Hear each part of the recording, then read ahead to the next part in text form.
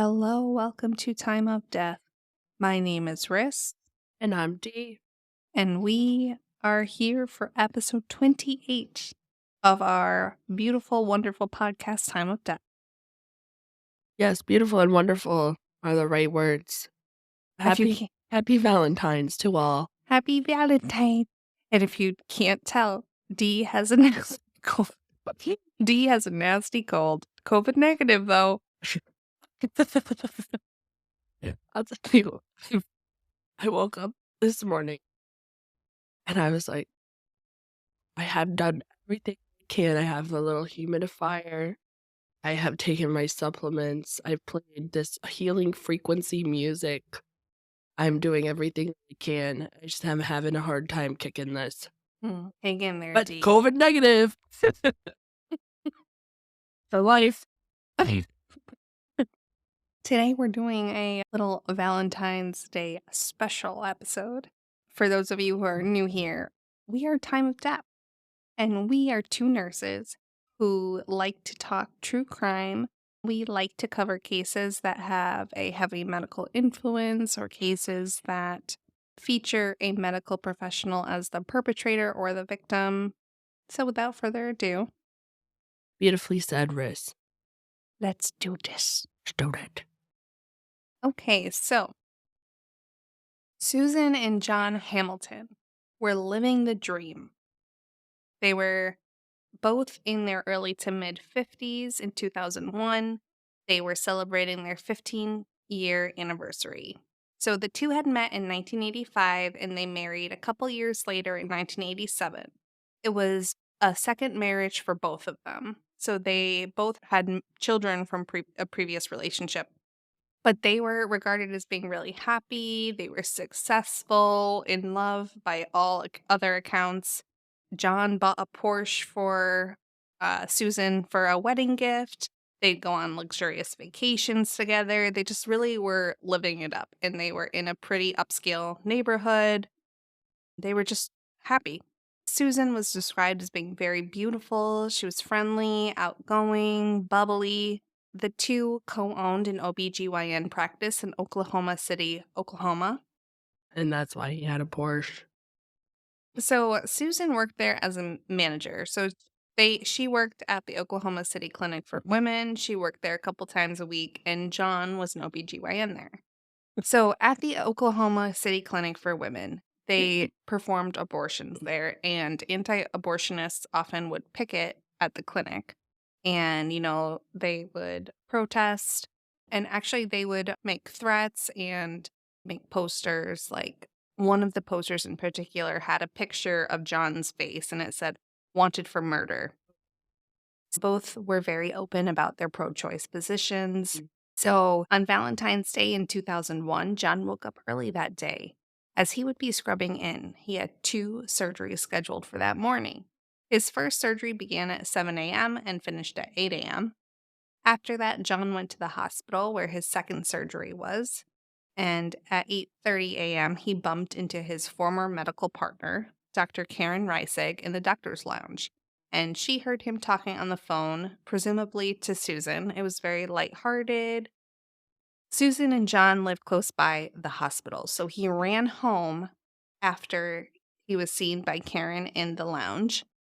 And he had planned on going home to bring Susan some flowers and exchange Valentine's Day cards and just spend some time with her before he had to return for his second surgery. He actually had purchased an expensive bouquet of red orchids. I love orchids. I don't think I've ever seen a red orchid. Me neither, but that sounds really fancy. Yeah. But so he bought flowers, left the surgery, and then what happened? So at this point, he had completed only his first surgery, but he stopped by the hospital where he was going to get his second surgery. And then he went home because he had planned to exchange gifts with Susan. At 9:30, he was back at work. He needed to remove a tumor for a patient. The surgery was finished successfully, and then he was ready to return home. So John decided to go home to get his date book, so his planner, but he came across a tragic scene. At 10:45, he found Susan covered in blood on the marble floor of their master bathroom. Two neckties were tightened around her neck, and she was naked. Susan was pulseless and not breathing. So John called 911. He told them he thought Susan was dead. He said he was starting CPR.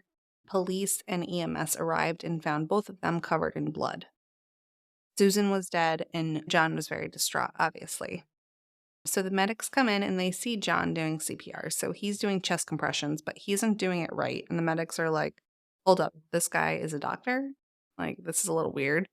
My first thought all the time in any type of true crime thing is the spouse. Yeah, that's usually where people go first. That's my go-to, is the spouse, especially if it's a male.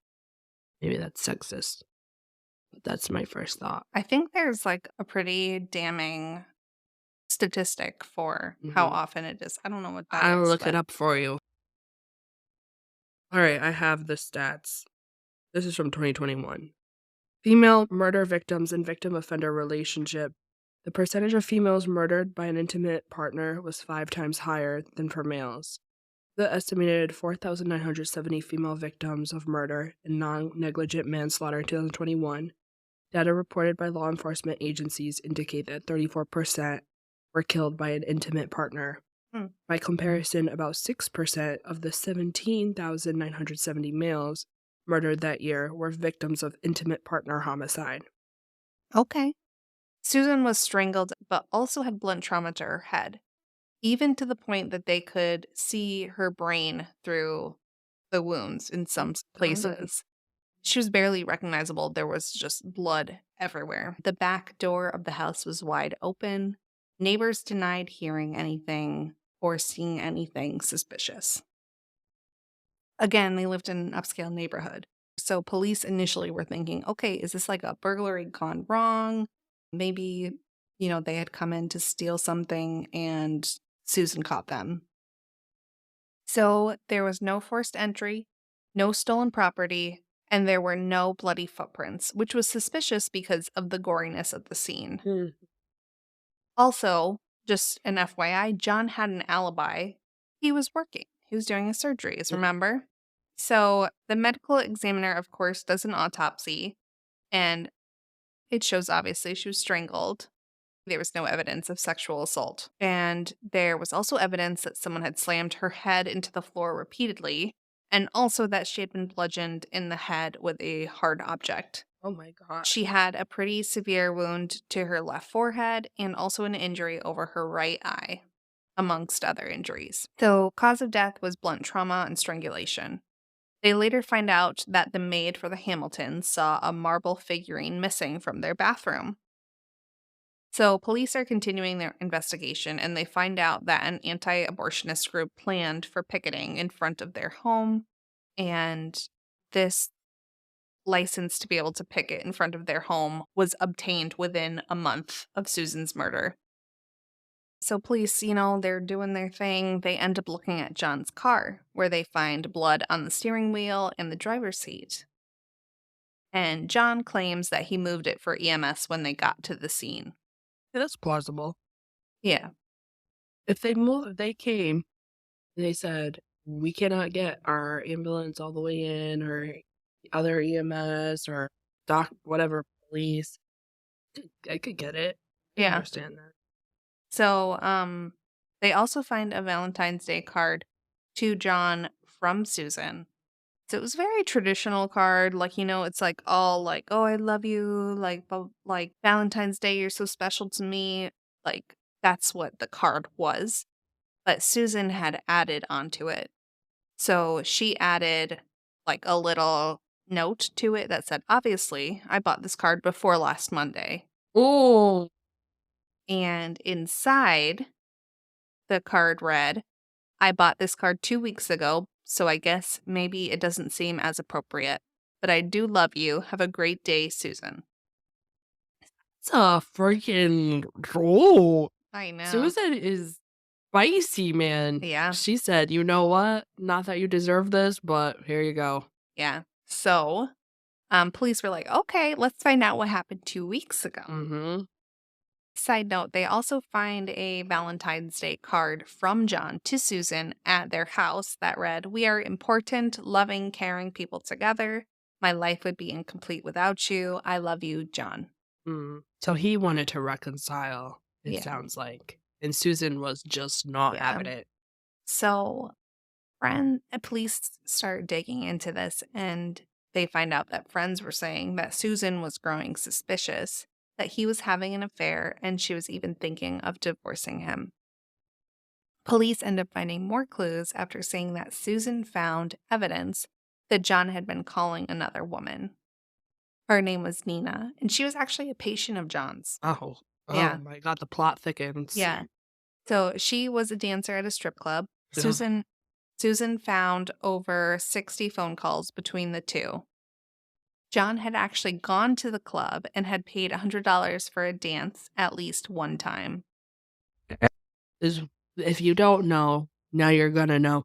Rule number 1, you do not ever hook up with your patients. Yeah, That is a breach of ethics, man. exactly. That is a huge breach of ethics. Yeah. That's how, like, people lose their licenses. Oh, yes. Never date your patients. PSA. So Nina ends up saying later on that nothing really ever happened between them and that she had been able to tell that John had been trying to work up the courage to ask her on a date. So, like, he'd been trying to, like, get to know her and then hopefully, you know, get the nerve to ask her out. So Susan actually moves out briefly after finding out about this. Um, John She also had John write a letter explaining that he would no longer be her doctor to, send to Nina. And another side note here, he had also been making payments to one of his kids from a previous marriage, and Susan didn't like this, which I'm like, "Okay, that's your kid." I don't agree with her being pissed about this, but maybe he lied or something, you know what I mean? I think she was very from what I saw, she was very, like, no nonsense. Like, she's like, "Okay, I will not be treated like this if you're like" you know what I mean? Like But to dictate what someone's going to do with their children from another marriage, to me, like, and I'm not saying that, every relationship is perfect, but there's some things that you don't do. And I think I know where you're going, like, your child from a previous marriage is kind of like, it's your responsibility. If you wanna send them money, like, don't ha I don't have any problem with that.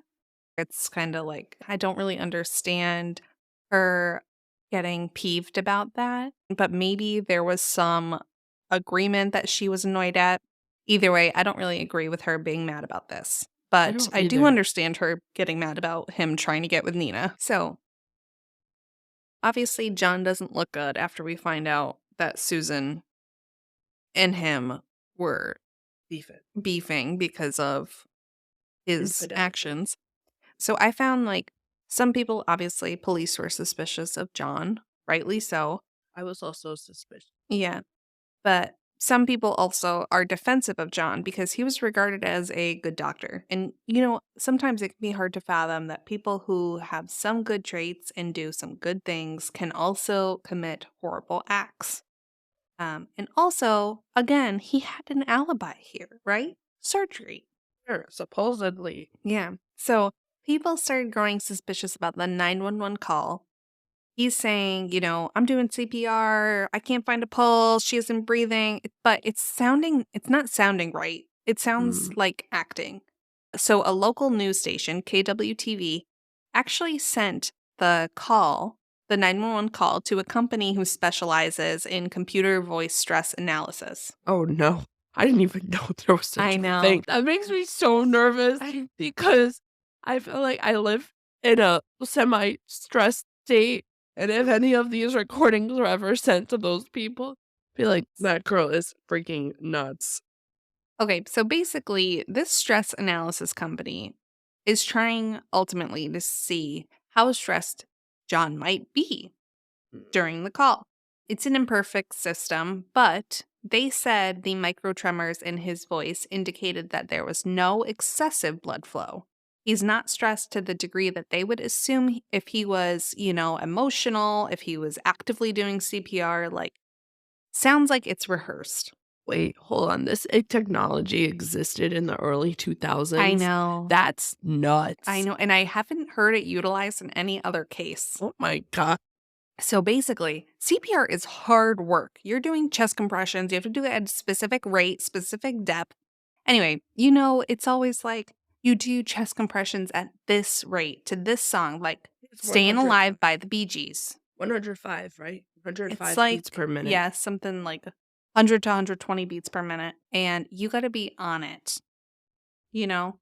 Mhm. So you're working hard. Like, this is a workout.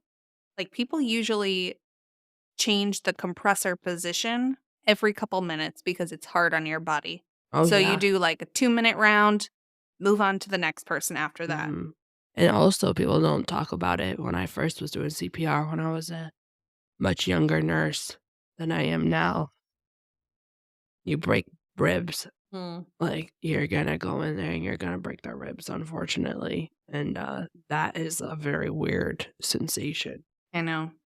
And also, it's like Dee is saying, it's very traumatic to their body. Oh, yeah. Like you see bruising. I've seen like abrasions from either doing Manual. manual compressions, or we also have a machine that does compressions for us called a Lucas, and that causes quite a bit of trauma to the chest wall as well. So, you get beat up. Yep. And don't even get us going on intubation. Yeah. That is rough too. Mm. How many people break teeth and stuff? Yep. That's no fun. You chip teeth. Anyway, people, they're also nitpicking his behaviors shown on the police videotape. They're saying, he's hyper emotional, upset, he's kind of rocking, starting and then stopping crying. He's kind of all over the place, which, people react to grief in various ways. So this can be appropriate reaction for him, but for police, it seemed very rehearsed. Seemed very overdone. Right. So investigators end up involving Ross Gardner, and he is a blood splatter expert. Oh, that's cool. Isn't that cool? So, he's looking into the blood that was covering John's body. So obviously, John was covered in Susan's blood. He had been allegedly doing CPR. He also was probably holding Susan. Like when a loved one's dying, Yeah. the last thing you think about is exposure to their blood. Um, Or contaminating evidence. yeah, or contaminating evidence, exactly. He had a blood stain on his shirt, which seemed to be the same size and shape as the injury over her right eye. Uh-oh. The splatter, indicates that he had a close proximity to a splattering event. Splattering occurs when someone is in close proximity to a blood source. For this example, like a human being, like Susan, Mhm. being impacted or, for example, bludgeoned. So, splatter was found on his clothing. It was found on the front of his shirt, below his neck. It was also found on both of his sleeves of his shirt. They also see splatter on his shoes, which was easy to miss because of the color of his shoes, so the Mhm. blood kind of just blended in. But it was at an odd angle. It showed blood coming down from above. Uh-oh. All the DNA testing on these bloodstains indicated that it was all Susan's blood. So John was arrested. During the trial, defense actually ends up using a blood splatter expert too. His name's Tom Bevel, and he says, okay, yes, it's normal for him to be covered in blood after finding Susan, trying to resuscitate Susan, etc. But defense asks him if prosecution missed anything, and he says yes. And everyone's like, what? Wha Like, you're testifying for the defense. He ends up saying that he had blood splatter in the inside of his cuffs. Oh. And this indicates, blood is being splattered quickly. It's, Uh-huh. bypassing the skin, the Yep. outside of the shirt. It's going into the sleeve. Yeah. Um, this is pretty damning. And he's like, actually, my findings are consistent with John beating Susan to death using a blunt object. So he was testifying for the defense, and then he spun that on them. Yeah. That's So wild. I know. So everyone is like, he's a defense Stunned. witness. Later on, he faces some criticism about testifying against a person he was called to defend.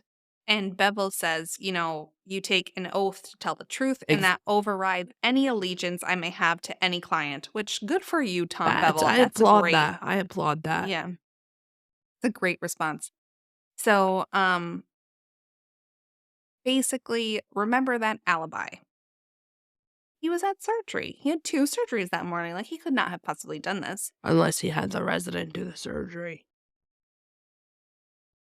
That's true, D. Thank you.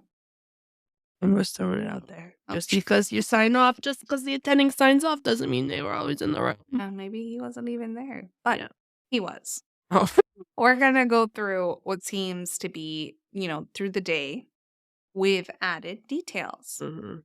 So that morning, it's presumed he exchanged cards with Susan before leaving for work, instead of during his little break, like he said he did between surgeries. That's why he had her card. Yeah. He did surgery number 1 at 7, finished at 8, was seen at 8:30 in the lounge, then went home. It's presumed that him and Susan got into an argument at this time, committed the murder, was paged at 9 a.m. because his next patient was already under anesthesia, and they're like, "Oh, you gotta get here now. We gotta start the surgery now." He disposed of his pants and the marble figurine, which was never found, by the way, and by 9:30 a.m., he was scrubbing in for surgery number 2, which he completed. There was no abnormal behaviors per staff. After this, he went home, 10:45, called 911. Wait, hold on. So he killed his wife, came back, did his whole surgery, and that was to remove a Mhm. tumor. So he came back. What a cold-blooded I freaking know. guy. He clearly had no one of the tenets of providers giving care is do no harm, doing best for your patients, operating with integrity and truth and all this. And he did not do that in his conduct with that other patient, Nina, who he was trying to have an affair with. I say he had an affair, even if it was not gone to that point yet. And now for this woman who's under anesthesia, waiting for her doctor to come, having her doctor operate when he's not in the right state of mind, he really was not someone who was a great doctor. I mean, I don't care what they say. He was No. not a great doctor. No, he was compromising patient care Sure. as, Absolutely. as well as committing murder. Yep. He's cold-blooded. But something when I heard like, "Oh, he just he did the second surgery after he committed the murder," I was like, "Oh my god." Like, could you imagine being that patient and having like a killer's hands performing surgery on you? You know what I I mean? I would. It would. For 2 hours before finding him guilty Oh, of yeah. first-degree murder. He was sentenced to life in prison without possibility of parole. And he was also charged $11,104 for the cost of his stay at the Oklahoma County Jail. Um, but yeah, that's the case. John, you are a cold man. That was a great, great case, Riss. So appropriate for Valentine's. And now I'm gonna go out and Valentine's myself some red orchids. I want red orchids, actually. That sounds so Sounds nice. so pretty. I was trying not to talk too much, but it was such a good case, I had to chime in more than I wanted to. It's okay. I just couldn't help myself. It's okay. Okay, let's call it. The time is 1920, and that is 7:20 p.m. for those of you who do not use military time. We are checking out. Let's check out. Bye. Bye.